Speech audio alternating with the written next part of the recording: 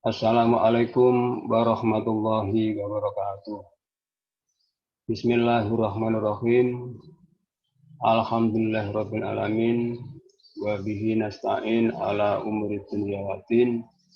Wassalatu wassalamu ala asyrafil anbiya wal mursalin wa ala alihi wa sahbihi ajmain amma ba'du.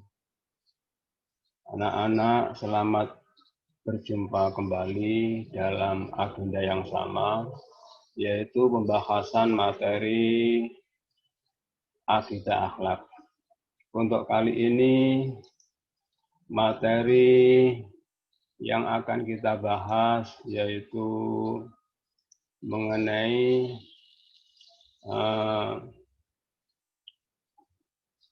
macam-macam qadar. Kita ulang ya anak-anak. Materi yang kita bahas pada hari ini adalah yang pertama, macam-macam takdir atau qadar. Dua, yaitu dasar atau dasar-dasarnya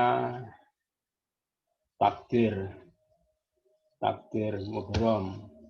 Yang ketiga yaitu dasar-dasarnya takdir mu'alaq. Selanjutnya yaitu dampak positif beriman kepada qada dan qadar. Yang terakhir nanti yaitu perilaku yang mencerminkan beriman kepada qada dan qadar. Sekarang materi yang pertama, yaitu macam-macam takdir atau qadar. Kalau kamu ditanya, ya, apa macam-macam, ada berapa macam-macam takdir? Di sini diterangkan macam-macam takdir yaitu ada dua. Satu takdir mubrom, yang kedua yaitu takdir mu'alaq. Kalau kamu ditanya, apa yang dimaksud takdir mubrom? Ya, jawabannya adalah takdir mubrom adalah takdir yang tidak dapat berubah karena kemauan atau usaha manusia. Ya. Takdir mubrom adalah takdir yang tidak dapat berubah karena kemauan atau usaha manusia. Yang kedua yaitu takdir mu'alaq. Kalau kamu ditanya apa yang dimaksud qadar atau takdir mu'alaq, jawabannya adalah takdir mu'alaq adalah takdir yang dapat berubah karena adanya usaha yang dilakukan manusia. Ya, pada hakikatnya semuanya ini adalah dari Allah Subhanahu wa Ta'ala. Manusia yang menggerakkan manusia itu adalah juga Allah. Pemikiran manusia bisa berpikir karena dia juga dari Allah. Ya, tapi di sini takdir dibagi menjadi dua. Yang kedua yaitu takdir mu'alaq. Yaitu apa tadi? Takdir mu'alaq adalah takdir yang dapat berubah karena adanya usaha yang dilakukan manusia. Sekarang permasalahan yang selanjutnya. Dasar-dasar takdir. Ya. Pertama yaitu dasar takdir mubrom. Yaitu takdir yang tidak dapat berubah tadi karena usaha manusia. Ya. Bagaimana bunyinya? Bismillahirrahmanirrahim. Ma asaba min musibatin fil ardi wala fi anfusikum illa fi kitabin min qabli an nabraha Inna dzalika 'alallahi yasir. Inna dzalika 'alallahi yasir. Bagaimana maknanya atau artinya? Ma'asoba min musibatin. Ma'asoba tidak akan menimpa. Ma'asoba ma'ani ma'mangfi. Ma'asoba tidak akan menimpa. Min musibatin dari musibah atau bencana. Fil ardi di dalam bumi. Jadi tidak akan menimpa bencana itu di bumi. Wala fi anfusikum dan tidak akan menimpa bencana itu fi anfusikum di dalam diri kita illa fi kitabin kecuali telah tertulis dalam suatu kitab atau Lauh Mahfuz min qabli an nabraha sebelum kami menciptakannya ya. Inna dzalika sesungguhnya yang demikian itu alallahi bagi Allah yasirun adalah mudah.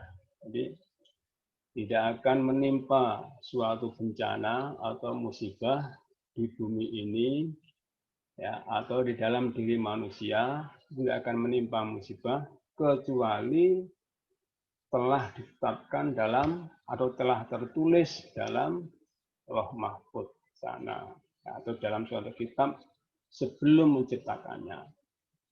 Yang demikian itu inna dzalika yang demikian itu alallahi bagi Allah yasirun adalah mudah. Ya, ini disampaikan dalam Al-Quran surat Al-Hadid ayat 22. Selanjutnya yaitu untuk apa ini diterangkan ya ini. Bismillahirrahmanirrahim. Selanjutnya Al-Hadid ayat 23. Likaila ta'sau ala ma fatakum wala tafrahu bima atakum wallahu la yuhibbu kulla muhtalin fakhur. Ya. Apa artinya? Artinya demikian atau maknanya. Likaila taksau ini diterangkan supaya kamu jangan berduka cita. Likaila taksau supaya kamu itu tidak bersedih alama terhadap sesuatu ya suatu bencana fatakum yang ditimpakan kepadamu. Wala tafrohu dan janganlah kamu selalu gembira dan janganlah kamu itu selalu berbangga hati atau selalu gembira ya bima terhadap suatu atakum yang diberikan kepadamu ya kecuali gembira karena kita bersyukur kepada Allah ya. Kalau gembira selain itu tidak diperkenankan. Wallahu dan Allah la yuhibbu tidak suka. Wallahu dan Allah la yuhibbu tidak suka kulla muhtalin. Allah tidak menyukai orang yang muhtalin, orang yang sombong, fakhuro lagi membanggakan diri ya. Kita sombong, kita sehat, sombong tidak boleh ya. Jadi kalau kita sehat, kita alhamdulillah. Kalau kita diberi musibah, kita diperintahkan untuk bersabar. Kalau kita diberi bisa taat, kita diperintahkan untuk tawadhu. Itu jadi masing-masing itu ada perintahnya. Kita melakukan perintah adalah suatu ibadah. Ya. Sekarang kita lanjutkan permasalahan selanjutnya. Ini tadi adalah dasarnya qadar atau takdir mubrom. Sekarang kita lanjutkan ya. Dasar takdir mu'alaq. Apa takdir mu'alaq tadi? Yaitu takdir yang bisa berubah karena usaha manusia. Karena usaha manusia. Ya, dasarnya apa? Ini juga ada dasarnya. Dasar takdir mu'alaq adalah Bismillahirrahmanirrahim. Innallaha la yughayyiru ma biqaumin hatta yughayyiru ma bi anfusihim. Ya. Innallaha la yughayyiru ma biqaumin hatta yughayyiru ma bi anfusihim. Ini dalam Al-Qur'an surat Ar-Ra'd ayat 11. Apa maknanya? Ya. Atau artinya Bismillahirrahmanirrahim. Innallaha sesungguhnya Allah. Innallaha sesungguhnya Allah la yughayyiru tidak akan merubah ma sesuatu biqaumin pada suatu kaum ya. Hatta yughayyiru sehingga mereka kaum itu semua mereka semua merubah ma sesuatu bi anfusihim yang ada pada diri kaum tersebut ya. Jadi Allah tidak merubah, sesungguhnya Allah tidak merubah sesuatu yang ada pada diri kaum sehingga mereka kaum itu merubah sesuatu yang ada pada dirinya. Ini adalah dasarnya takdir mu'alaq. Jadi kalau kamu ditanya mana dasarnya takdir mu'alaq, ini innallaha la yughayyiru ma biqaumin hatta yughayyiru ma bi anfusihim. Sekarang kita lanjutkan permasalahan selanjutnya. Apa permasalahan selanjutnya? Yaitu dampak positif beriman kepada qadha dan qadar. Apa dampak positifnya? Orang itu kalau mempunyai iman terhadap qadha dan qadar. Orang yang beriman kepada qadha dan qadar akan berdampak positif pada dirinya, akan ada baiknya pada dirinya. Apa dampak positifnya itu? Dampak positif beriman kepada qadha dan qadar. Ya. Dampak positif beriman kepada qadha dan qadar. Nomor 1, yaitu rela menerima kenyataan hidup yang dihadapi dengan ikhlas. Kalau kamu ditanya, apa dampak positif beriman kepada qadha dan qadar? Jawabannya adalah 1, rela menerima kenyataan hidup yang dihadapi dengan ikhlas. Ya. Ikhlas, ya. Rela menerima kenyataan hidupnya ya. Dan ikhlas menjalaninya.